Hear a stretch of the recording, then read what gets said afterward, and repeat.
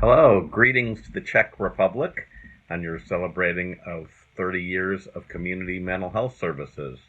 Congratulations. Certainly, community mental health services are fundamental to being able to have people with mental health conditions have a good life. Because even in the best of institutions, even in places that are caring and provide for people's basic needs, it still is not the same as living in a community with families, with relationships, with friends, with full lives. It still is being restricted. It still is losing a great deal of the meaning and connectedness of life. And we've certainly seen that in America when we moved from institutions to community mental health now some 50 years ago.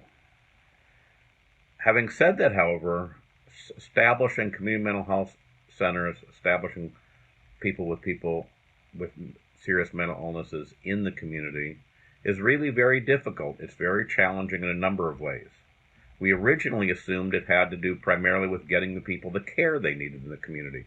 Make sure they have medications, make sure they have treatment, make sure they have therapy in the community.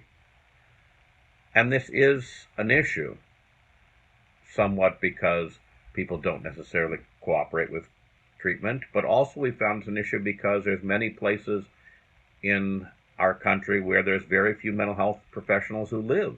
Very few psychiatrists or mental health professionals live in the rural or remote areas of our country, which makes it difficult for you to get treatment in these places. Beyond that, though, people needed more than just treatment to be able to have a life. They needed to be able to have help finding housing, getting money to live on, being able to connect to friends, building social skills, being able to get a job, going back to school. All these kinds of services, widely called supportive services, are essential for building the things that make a life meaningful and make a life productive. I very much commend the efforts of all you're doing in this direction to try to make this happen, and we continue to work on it in America as well. I hope you're staying well through the pandemic and not getting ill. When the pandemic ends, maybe I'll be able to come visit again. I hope things are well. Take care.